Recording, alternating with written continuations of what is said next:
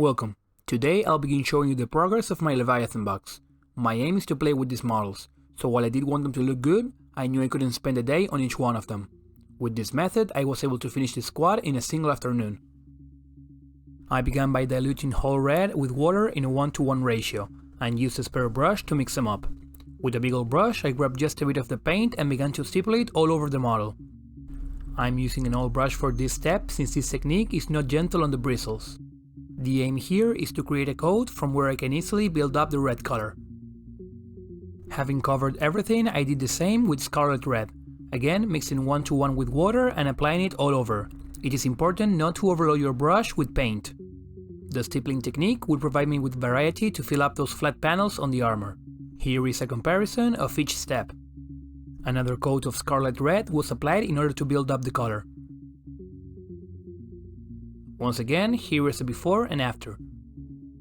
Done with the scarlet red, I grabbed a smaller brush and stippled dark vermilion, but only on the upper facing parts.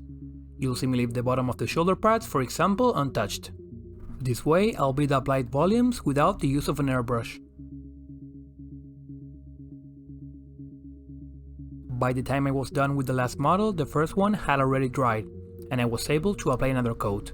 This was repeated till I reached my desired level of saturation. Any spillover on the shadows will just help them blend better, so don't stress about being precise, just remain within those upper facing surfaces as good as you can. Here is a comparison of the two steps. Let us have a closer look at the texture and the transitions this application has built up, as well as the shadows that were created. You can pause the video and have a better look at where I placed the lights. Also, by diluting the paint with water, the transitions didn't end up being too hard.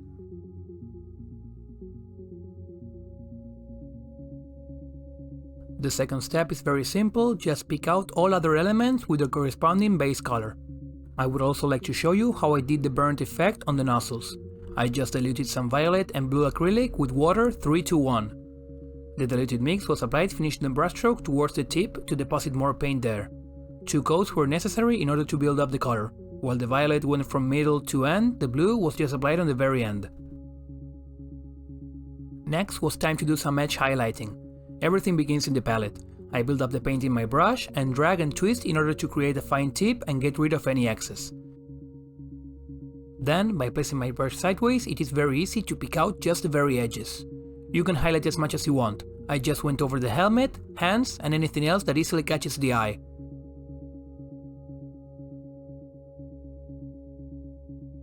If necessary, I make sure to place my hand on the model to be as steady as possible.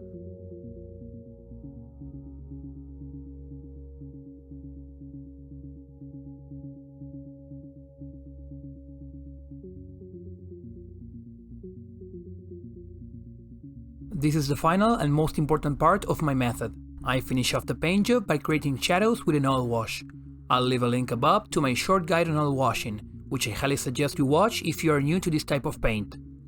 This thick mix is applied all over the model and left to sit for an hour, in order to make sure the solvent has evaporated and the oil had time to stain the surface. This might not be your typical oil technique, since you see I'm going quite thick.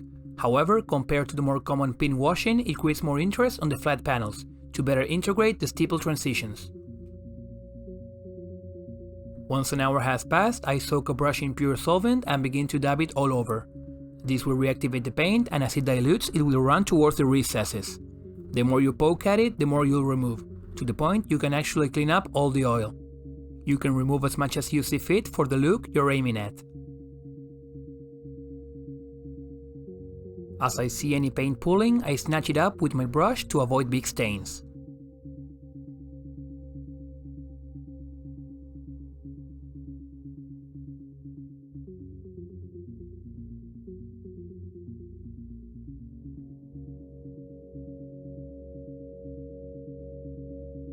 After going over the second model, I have a look at the first one.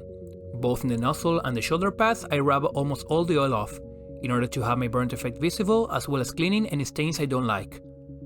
Since the oil take a while to dry, you can work on a couple of models before having to look on how the first one is coming along, and correct anything you don't like.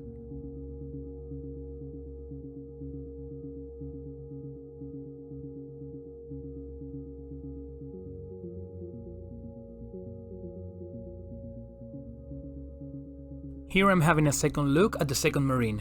You can see in real time how I go around removing any paint as I see fit, and it all runs towards the recesses. Had I left more paint on, I could have gone for a more dirty grim-dark look, but for this army I was looking for something in the middle.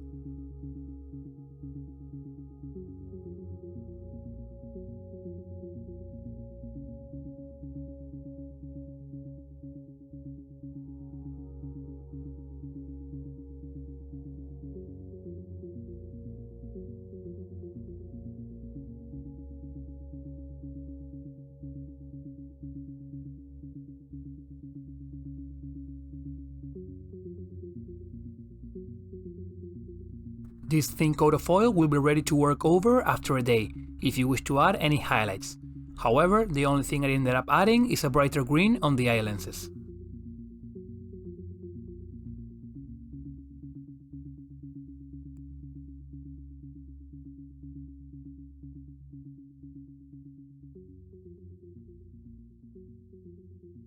Here is the final result. I could have replicated this method for the other marines in the box, but I have other techniques I'd like to showcase on the channel. I'll be sharing my method for the Tyranids next week, so make sure to subscribe to don't miss out. And let me know about anything else you'd like to see me work on from the box.